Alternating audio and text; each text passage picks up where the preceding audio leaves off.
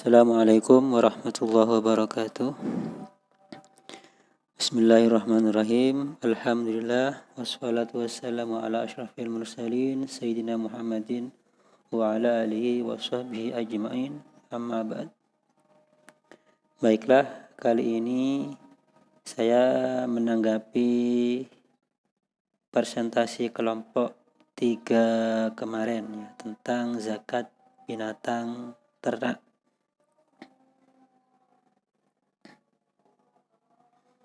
Pertama dari makalahnya, cakupan materi makalah, pembahasan materi lengkap sesuai dengan RPS ya. Ada materi tentang binatang yang wajib dizakati, syarat, nisab, haul, jumlah, standar binatang, kemudian syirkah atau perseroan dalam peternakan. Hanya ini tambahan dari saya. Untuk selanjutnya catatan kaki, ini tidak ada catatan footnote-nya ya. Jadi diusahakan setiap karya ilmiah termasuk skripsi nanti ya diberi catatan kaki, ngambil di mana referensinya agar tidak dianggap plagiasi ya. Ini hanya tambahan. Yang kedua, penjelasan materi makalah ya, sudah dilengkapi PowerPoint dan dijelaskan melalui tulisan via WA. Peserta dapat memahaminya. Kemudian saya menambah beberapa hal saja. Pertama, zakat binatang ternak. Binatang ternak yang ada kewajiban zakat secara zatnya itu hanya ada 3, yaitu onta, sapi atau kerbau, kemudian kambing. Hanya ada 3. Ini secara zatnya. Jadi dalam syariat Islam, binatang ternak hanya 3 yang ada zakatnya. Onta, sapi, kerbau, dan kambing. Selain 3 itu tidak ada kewajiban zakat. Seperti ayam, kuda, ikan. Secara zatnya ya. Secara zatnya. Karena ini sudah ada dasarnya. Sudah ada dasar ayatnya, dasar hadisnya ya. Kambing berapa, onta berapa, sapi berapa. Lantas bagaimana dengan kuda, ayam, ikan yang peternakannya lebih besar hasilnya daripada peternakan itu? Maka dikiaskan, tapi dikiaskannya bukan melalui 3 di atas, tapi melalui tijaroh, dianggap tijaroh. Dianggap tijaroh. Misalnya ayam, peternakan ayam. Sampai berapa hasilnya? Nah, berapa tijarohnya, zakat tijarohnya ya. Kemudian begitu juga wajib dizakati hewan atau peranakan persilangan antara hewan yang dikenai zakat dengan yang tidak ada zakatnya. Misalnya sapi dengan kuda kawin persilangan, maka nanti anaknya itu ada zakatnya ya, peternakan persilangan. Atau persilangan dari hewan yang sama-sama dikenai zakat. Misalnya sapi dengan kambing dengan batasan nisab yang lebih ringan. Jadi misalnya persilangan hewan yang sama-sama ada zakatnya. Misalnya sapi kawin dengan kambing. Maka nanti hasilnya dikenai zakat. Berapa yang dijadikan patokan? Nisabnya yang lebih ringan. Contohnya misalnya onta nisabnya 5 ekor, sapi 30 ekor, maka nisabnya 30 ekor. Artinya kalau sudah punya 30 ekor hasil persilangan itu, baru ada zakatnya. Ambil yang lebih ringan. Kemudian tambahan selanjutnya, syarat zakat binatang ternak diantaranya haul, genap 1 tahun. 1 tahun di sini yang dihitung adalah tahun Hijriyah, ya, bukan Masehi. Jadi Hijriyah. Misalnya Sya'ban mulai ternak. Sya'ban berikutnya 1 tahun kemudian baru ada hitungan berapa zakatnya. Melalui hitungan bulan Hijriyah. Lebih sedikit kan ya. Kemudian syaratnya juga saum, digembala. Ya ini. Ya artinya binatang itu digembala. diberi makan dengan cara digembalakan di padang rumput yang mubah. Digembalakan ya, memang dijadikan penghasilan dengan cara digembala. Itu yang ada zakatnya.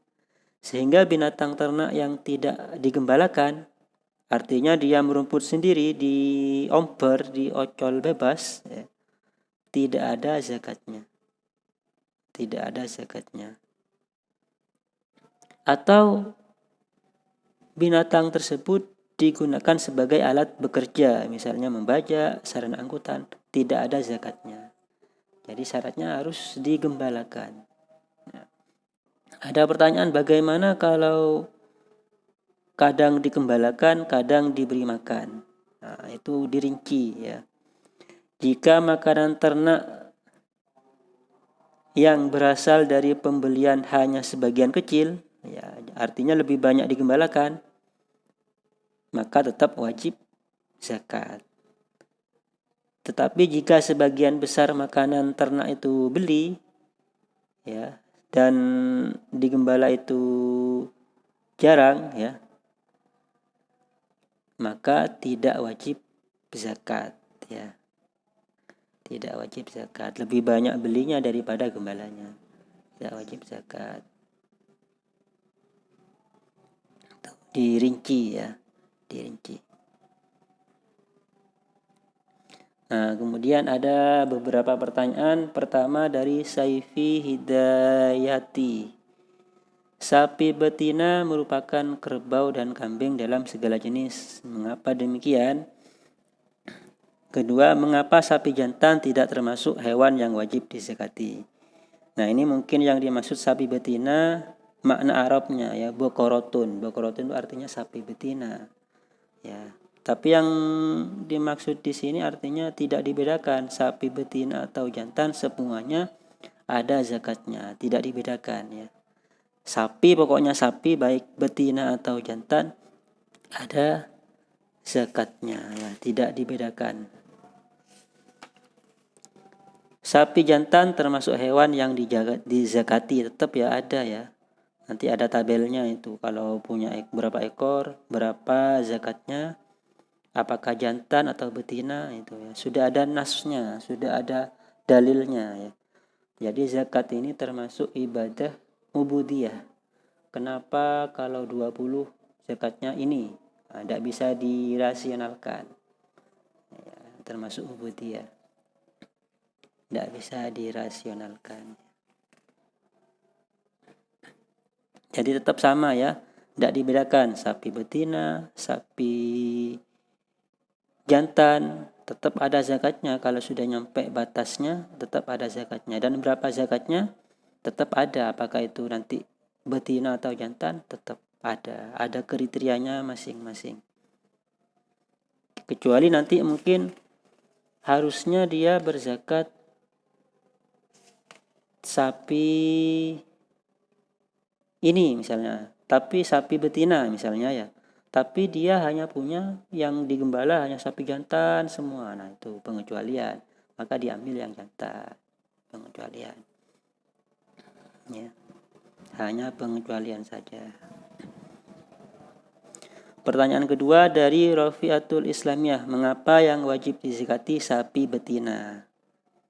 Ya, kalau memang ketentuannya sapi betina ya sapi betina. Ya, misalnya punya onta berapa yang dizakati harus sapi betina, harus betina ya. Kenapa? Ya tidak bisa dirasionalkan ya. Karena termasuk ubudiyah ibadah. Dan mungkin betina lebih banyak dulu daripada sapi jantan ya. Lebih mahal sapi jantan lagi daripada sapi betina ya. Kecuali nanti memang dia tidak punya sapi betina, tidak apa-apa diambilkan yang jantan. Pertanyaan kedua, apakah dalam syirkah peternakan ada ketentuan khusus jenis hewannya? Tidak, tetap sama saja. Pokoknya hewan yang dijadikan kerjasama, misalnya hewan yang mau digembala bersama-sama, itu sapi, ya itu sudah zakatnya berapa. Ini hanya milik bersama, perserikatan itu maksudnya pemiliknya ada 2 orang atau lebih. 2 orang atau lebih. Misalnya si A punya sapi 20, si B punya sapi 40. Ayo kita gabungkan, kita gembala bersama dalam satu kandang, kita kelola selama 1 tahun. Nah, maka yang diambil tetap 1 sesuai dengan kadar zakatnya. Ya, hanya ini 2 orang. Jadi kadang-kadang perseroan ini kadang-kadang menguntungkan, tapi kadang-kadang merugikan kalau perseroan. Ya. Contohnya ini misalnya ya. Ada 2 orang masing-masing memiliki 40 ekor kambing digabungkan ya. Jadi jumlahnya 80 ekor. Setelah 1 tahun, zakat yang wajib dikeluarkan hanya 1 ekor kambing. Ya kan? 80 itu masih 1 ekor kambing. Tapi kalau tidak digabungkan, kan kalau 40 ada 1, 41 harusnya 2. Tapi karena dia bergabung 40 ekor jadi 80 ekor, tetap 1. Itu enaknya, tapi kadang juga merugikan. Pokok intinya sama, persyaratannya sama, hanya ini milik bersama. Milik bersama. Hewan yang mana yang dizakati? Ya separuhan. Kalau 1 ya separuh-separuh. Ya, kalau bagi hasilnya kalau sahamnya sama ya 20-20 atau 40-20. Berarti yang diambil satunya 75%, satunya 25%. Sama saja. Nah, ini contohnya. Ini onta. Kalau punya 5, maka zakatnya 1. Domba betina ya, sampai 120. Ini contoh onta. Ini sapi. Ya, ini ada sapi jenis tabi, yaitu sapi jantan umur ini tetap ada zakatnya. Sapi ya. Kemudian ini domba ya, domba atau embek ya, kambing ya ini. Nah, itu demikian dari saya. Kurang lebihnya mohon maaf. Assalamualaikum warahmatullahi wabarakatuh.